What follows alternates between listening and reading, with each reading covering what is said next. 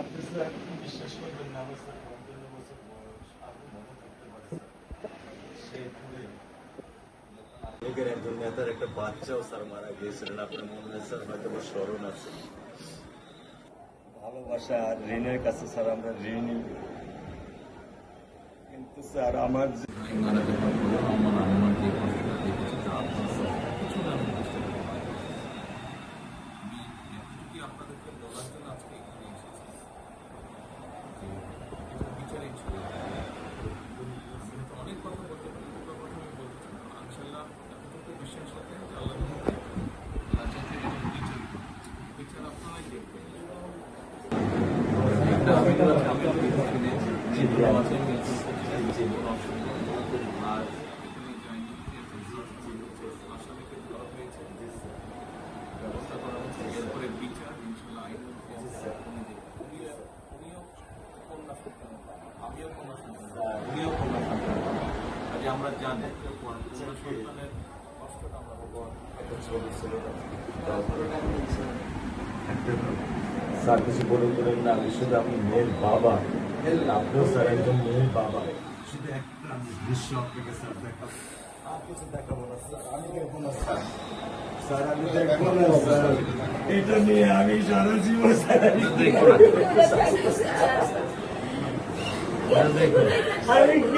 দেবেন সারা জীবনে দৃশ্য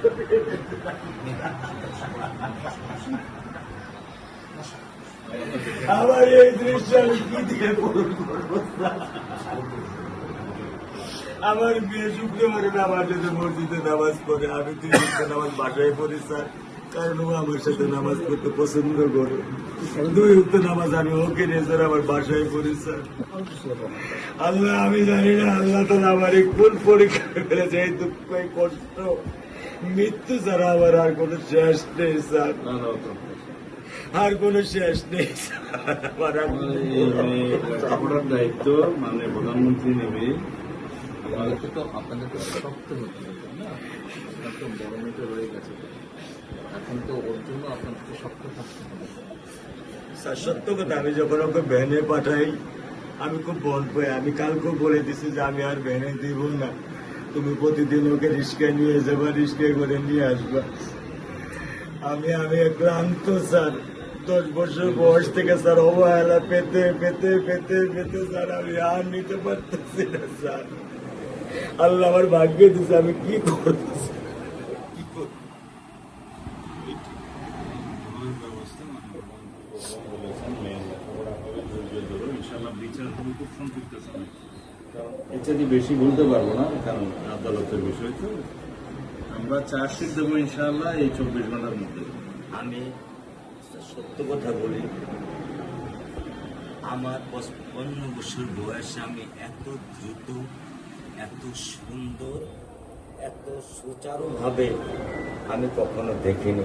এটা আমি বুঝতে পারছি না, এটা তো বুঝতে এটা আমি বুঝতে পারছি স্যার। এটা আমি বুঝতে পারছি। প্রধানমন্ত্রী চলে আসছেন, এটা আমার সৌভাগ্য।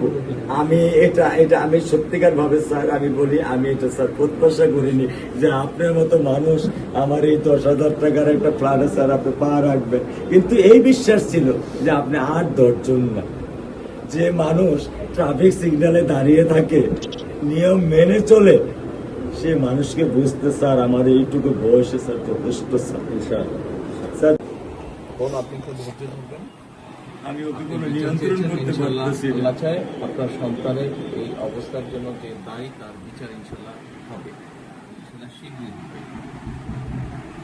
একটু ধৈর্য ধরুন। আর মালিক যে আল্লাহ তাআলা মালিক, ওনার কাছে সাহায্য চাই, ওনার কাছে সাহায্য চাও, আল্লাহ রহম করলেন সব কিছু দিতে। মানুষ হিসেবে আমাদের যেটা করার আমরা স্যার মিরপুর 10 নম্বর আইডিয়াল স্কুলে ক্লাস 9-এ পড়েছে। টোটাল ওগুলা নিয়ে চিন্তা করবেন না, ওগুলা ইনশাল্লাহ ব্যবস্থা। আপনি যখন যেহেতু বলেছেন, আপনি আপনার কষ্টের কথা বলেছেন, সেই ব্যাপারে আমরা যেটা আমাদের পক্ষে সম্ভব ইনশাল্লাহ। আপনি কিছু বলবেন?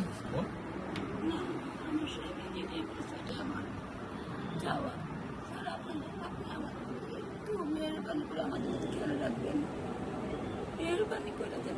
আমরা প্রথমে সবচেয়ে আগে যেটা এই মুহূর্তে আমরা করতে চাই সেটা হচ্ছে যে এই অন্যায়ের সাথে যে জড়িত তার বিচার আমরা আগে করতে চাই, তার বিচারের ব্যবস্থা আমরা আগে করতে চাই, এইটা আমরা আগে প্রথমে করতে চাই।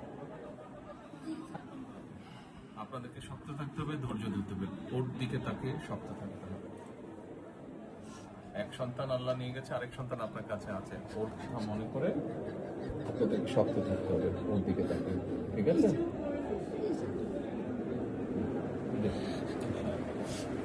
চলে আসছে, হ্যাঁ ভাই, চলে আসছে, আজকে চলবো।